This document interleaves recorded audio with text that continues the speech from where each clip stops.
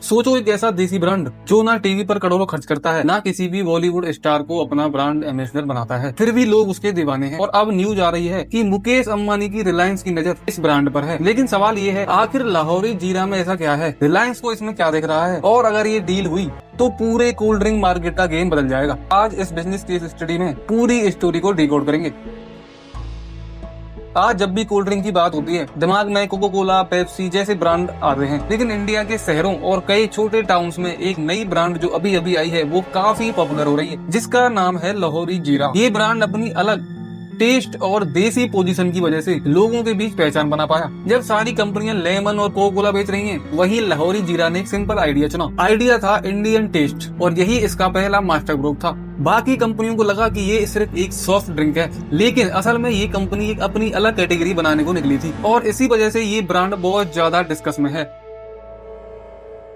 लाहौरी जीरा का सबसे बड़ा प्लान उसका टेस्ट नहीं था, इसकी देसी पोजीशन थी। जब कोको कोला और पेप्सी वेस्टर्न डिमांड बेच रहे थे, लाहौरी जीरा ने इंडियन इमोशन बेचा। बोतल देखो, नाम देखो, टेस्ट देखो, सब कुछ एक ही मैसेज देता है कि ये हमारा इंडियन देसी ब्रांड है। और इसी वजह से छोटे छोटे गाँव में, छोटे टाउन्स में, ढाबों पे, हर जगह छोटी छोटी दुकानों में इसकी मार्केटिंग तेजी से बढ़ने लगी। सबसे इंटरेस्टिंग बात, जहाँ बड़े ब्रांड्स करोड़ों रुपए एड्स पर खर्च कर रहे थे, वहीं लाहौरी जीरा ज्यादा फोकस कर रहा था डिस्ट्रीब्यूशन और रिपीट कस्टमर पर। मतलब अगर किसी को इसका टेस्ट एक बार पसंद आ गया तो वो खुद दूसरों लोगों को रिकमेंड करेगा। मैं भी पीता हूँ मैं भी मेरे दोस्तों को मैं पहले मैंने पीना चालू किया था, तो मैंने भी दोस्तों को बोला था कि यार वो यार जीरा बहुत अच्छा आता है, इसका पेट साफ कर देगा। ये वर्ड ऑफ माउथ मार्केटिंग कहा जाता है। लाहौरी जीरा की मार्केटिंग होती रही और बाद में यही स्ट्रेंथ बन गई। अब सवाल ये आता है कि कंपनी पैसे कैसे कमाती है। बिजनेस मॉडल सिंपल है। कंपनी अपने डिस्ट्रीब्यूटर्स को सप्लाई करती है। डिस्ट्रीब्यूटर, होलसेलर, रिटेल शॉप और रेस्टोरेंट्स और छोटी छोटी दुकानों और ढाबों के थ्रू इनका प्रोडक्ट कस्टमर तक पहुंचता है। लेकिन असली गेम सिर्फ बोतल बेचना नहीं है। असली गेम ये है कि मैक्सिमम अवेलेबल, आप जितना मांगोगे उतना मिल जाएगा।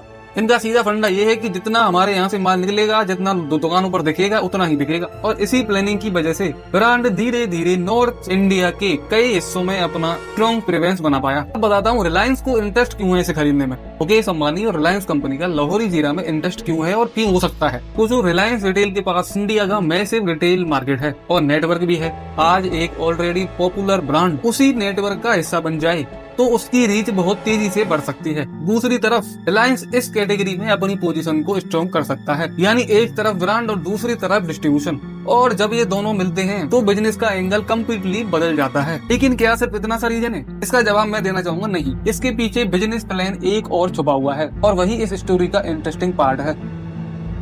अब असली गेम समझिए। आज इंडिया का मार्केट सिर्फ टेस्ट से नहीं जीता जाता, डिस्ट्रीब्यूशन से जीता जाता है। और इसी वजह से रिलायंस जैसे ग्रुप्स हमेशा उन ब्रांड्स पर नजर रखते हैं जो ऑलरेडी कस्टमर या फिर मार्केट में पहले से ही पॉपुलर हैं। अगर एक छोटी ब्रांड को नेशनल डिस्ट्रीब्यूशन मिल जाए तो उसकी ग्रोथ 10 गुना तक बढ़ सकती है। और अगर रिलायंस जैसी कंपनी अपने पूरे नेटवर्क को यूज करे तो लाहौरी जीरा जैसे ब्रांड को हर सुपरमार्केट, हर मार्केट, हर सिटी, हर देश में पहुंचाया जा सकता है। और इस काम को होने में ज्यादा टाइम भी नहीं लगेगा। और यही वजह है कि आज की मार्केट में इन दोनों कंपनियों को लेके ये सारे डिस्कशन चल रहे हैं।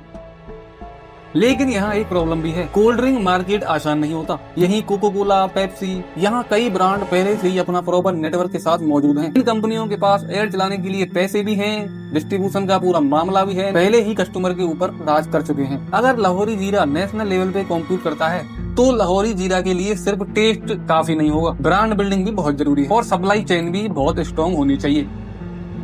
अगर रिलायंस और लाहौरी के बीच पार्टनरशिप या इन्वेस्टमेंट आगे बढ़ती है तो इंडिया मार्केट में बाकी सारी कंपनियों से रिलायंस का कंपटीशन दोगुना तिगुना हो जाएगा और मार्केट में इंटरेस्ट भी बहुत बढ़ेगा। लेकिन अगर डील फाइनल नहीं होती है तब भी लाहौरी जीरा ने एक बात प्रूव कर दी है कि इंडिया में देसी टेस्ट का मार्केट बहुत बड़ा है। फिलहाल लाहौरी जीरा एक तेजी से पहचान बनाने वाला पहला ब्रांड है और रिलायंस से जुड़ी इन खबरों ने पूरे मार्केट में इसका नाम चला दिया है। लेकिन याद रखिए, ऑफिशियल अनाउंसमेंट और कंफर्म डील फाइनल मानी जाती है। अगर फ्यूचर में कोई और अपडेट आता है तो हम उस पर एक और वीडियो बनाएंगे, लेकिन अभी कुछ भी फाइनल नहीं है। अगर आपके हिसाब से रिलायंस लाहौरी जीरा को खरीद लेता है या फिर उसके साथ पार्टनरशिप या इन्वेस्टमेंट कर लेता है तो आपके नजरिए से लाहौरी जीरा का फ्यूचर क्या हो सकता है? कमेंट करके जरूर बताना। बाकी मिलता हूँ किसी एक टॉपिक के साथ, तब तक के लिए जय हिंद, जय भारत। और मैं यश शर्मा, बिजनेस और टेक के लिए हमेशा रेडी।